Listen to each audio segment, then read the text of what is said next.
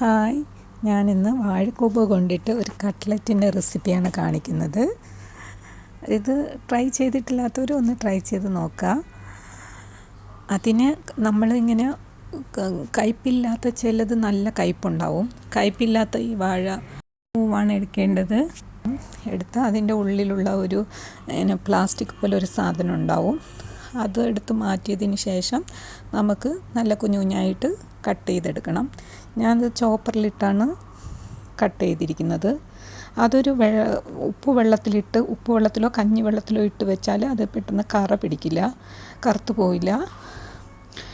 അതിട്ട് നമ്മൾ കുറച്ച് കഴുകി ഉപ്പുവെള്ളമൊക്കെ ഇട്ട് കഴുകിയതിന് ശേഷം നമ്മളത് കുഞ്ഞായിട്ട് അരിഞ്ഞെടുക്കാം.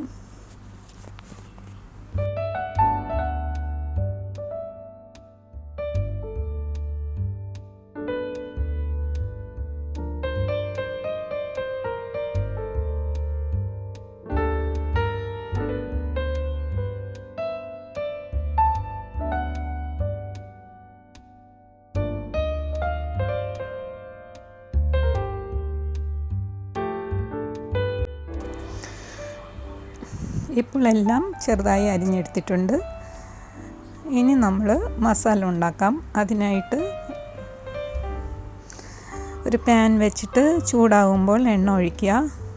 ആവശ്യത്തിന് എണ്ണ ഒഴിച്ചതിന് ശേഷം നമ്മൾ ഒരു സവാള കൊത്തി അരിഞ്ഞതും, ഒരു സ്പൂൺ ഇഞ്ചി വെളുത്തുള്ളി പേസ്റ്റ്, ഒരു പച്ചമുളക് അരിഞ്ഞത്, ഒരു ടീസ്പൂൺ ഗരം മസാല ഇത്രയും ഇട്ട് വഴറ്റിയതിന് ശേഷം നമ്മൾ ഇതുണ്ടല്ലോ ആ കൂമ്പും കൂടെ ഇട്ട് കുറച്ച് സമയത്ത് വേവിച്ച് വെച്ചതാണിത്.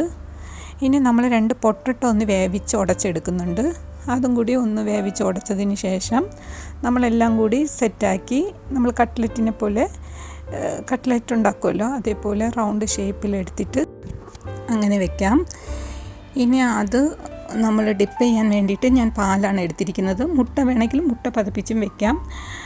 ഇത് പാലിൽ മുക്കിയിട്ട്, ഇത് ബ്രെഡ് ക്രംസാണ്. ബ്രെഡ് ക്രംസിൽ മുക്കിയതിന് ശേഷം നമുക്ക് എണ്ണ ചൂടാകുമ്പോൾ അതിലിട്ട് ഫ്രൈ ചെയ്തെടുക്കാം.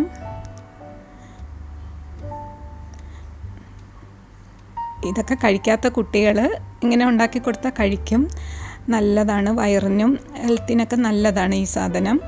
ഇത് കിട്ടുമ്പോൾ ഇതുപോലെ ഒന്ന് ട്രൈ ചെയ്ത് നോക്കുക. ഇഷ്ടമാവുന്നെങ്കിൽ ഒന്ന് സപ്പോർട്ട് ചെയ്യാനും മറക്കരുത്.